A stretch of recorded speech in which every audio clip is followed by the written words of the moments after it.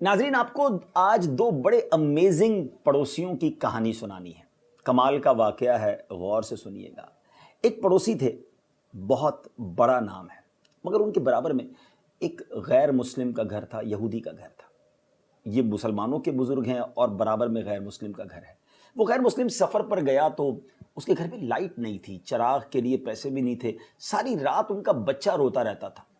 یہ جو نیک بزرگ تھے، انہوں نے پوچھا کہ معلوم تو کرو کہ کیوں بچہ روتا ہے۔ برابر سے پتہ چلا کہ بچہ اس لیے روتا ہے کہ ساری رات اندھیرا ہوتا ہے اور اندھیرے میں بچہ گھبرا جاتا ہے۔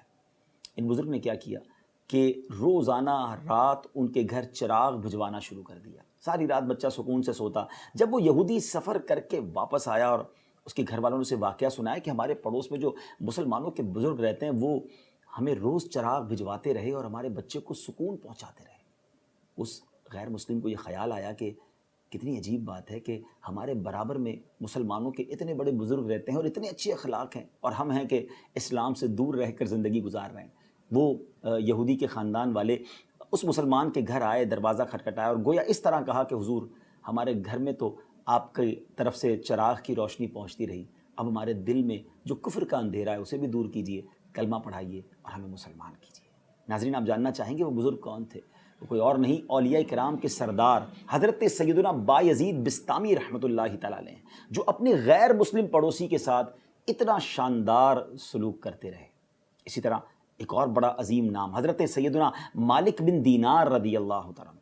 آپ کے پڑوس میں ایک شخص تھا جو روزانہ ڈیلیبریٹلی، جانتے بوجھتے پرنالے کے ذریعے گندگی آپ کے گھر میں بھیجتا تھا، آپ کو یوں سمجھیے اریٹیٹ کرنے کے لیے، آپ کو تکلیف پہنچانے کے لیے۔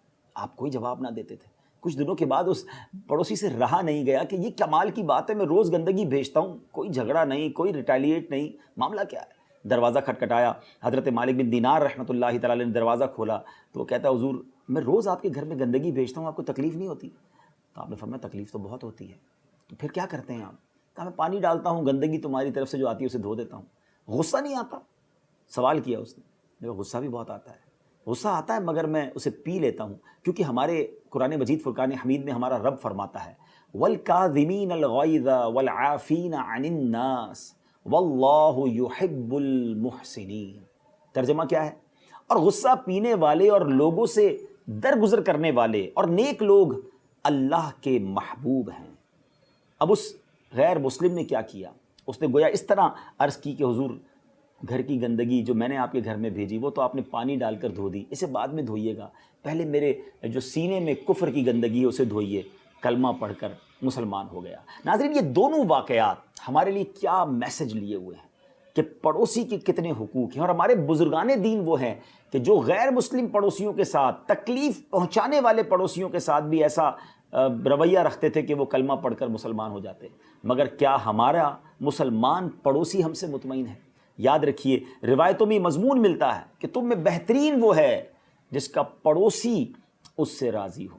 کیا ہم ایسے ہیں کہ ہمارا پڑوسی ہم سے خوش ہو، پڑوسی ہمارے بارے میں اچھے الفاظ ادا کرے؟ میں آپ کو ایک حدیث پاک آخر میں سناتا ہوں۔ نبی پاک علیہ الصلوۃ والسلام نے ارشاد فرمایا، اللہ عز و جل کی قسم وہ مومن نہیں ہوتا، اللہ کی قسم مومن نہیں ہوتا، اللہ کی قسم مومن نہیں ہوتا۔ 3 بار قسم فرمائی۔ عرض کی گئی کون یا رسول اللہ صلی اللہ تعالیٰ علیہ وسلم؟ تو فرمایا وہ جس کا پڑوسی اس کی شرارتوں سے امن میں نہ ہو۔ اللہ اکبر!